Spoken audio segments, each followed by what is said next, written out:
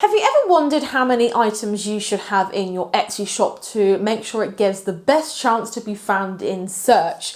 Then keep watching this video. Hi everyone and welcome back to my channel. So today we're going to be discussing how many items you should have in your Etsy shop to make sure it's got the best chance of being found, to make sure that your listings get ranked #1 in search. Now, I just want to preface this by saying there is no right answer. Etsy have not come out and said that there's a certain amount, over like 100, over 200 makes your shop get pushed more in the algorithm. That is not true.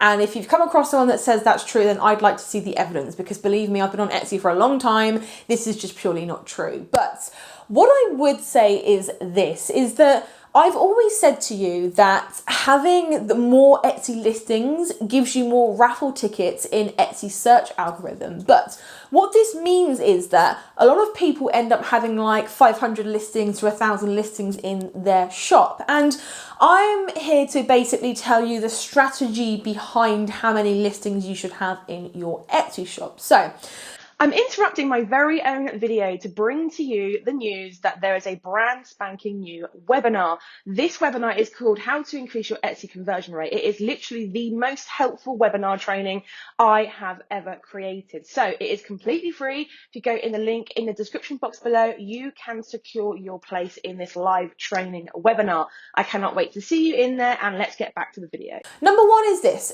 It is true what I say, that every single listing that you actually create is like a raffle ticket entry into Etsy's algorithm. However, what you don't want to do is end up with a lot of listings that don't actually convert. If you have listings in your shop that are dragging you down, that are not getting any views or sales, you've been through them 2-3 times before when they've expired and they're just not selling, then you need to really ask yourself some difficult questions about that item. Is it really something that your target market wants?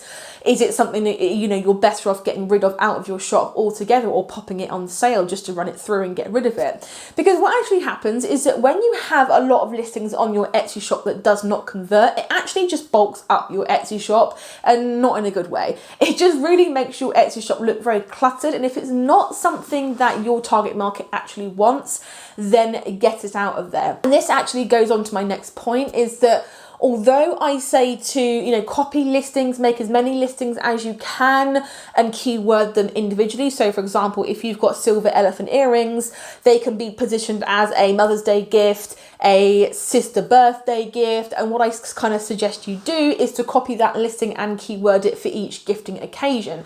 But sometimes what you can end up with is hundreds and hundreds of listings. So what I naturally do is that at the end of every year, so just after Christmas, or usually actually between Christmas and New Year, is that I actually go through and I get rid of all of my listings that I actually don't want to sell. So if I sell engraved items and I've got lots of discs, I'm not going to put those in the sale, because I can actually, you know, I engrave to order, so I can actually use those discs for different orders. So I just naturally just delete those listings altogether. But if you have supplies and items that you can't really use anywhere else and you want to put them on sale, then that's the time to do so. But you have to really be quite strict with your Etsy shop. You're never going to sell every single item in your Etsy shop. You're always going to have ones that sell really well and ones that don't sell at all. And the more years you are in business, and to be honest, the better you know your target market, means that every single year you're going to get better and better and better, or rather every single launch, even every product that you launch, you're going to get better at knowing exactly what's going to sell and what's not going to sell. So it's really important to make sure that you go through and you really clean out your Etsy shop if you've got a lot of listings. So a lot of you are going to be asking, Steph, what's the sweet spot? What's the kind of sweet spot between, you know, this amount and that amount? Where have you seen the most success? And the answer to that is people with between 200 and 600 listings, to me, have done the best. People in between that bracket are the shops that I have seen that are the most successful. And this is because it's that sweet spot between not having like 3,000 listings that the customer has to troll through, because at the end of the day, you know, your target market's going to come to your Etsy shop, and if they see like 3,000 listings, they're going to be so confused, and it's going to be overpowering in regards to the amount of decisions and choices that they have to make.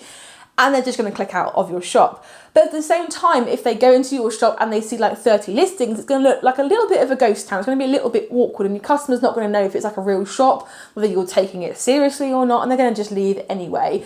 So between 200 and 600 listings means that there aren't an overwhelming amount of listings. This is providing that you categorize them correctly, and I have got a video on my channel showing you how to do that.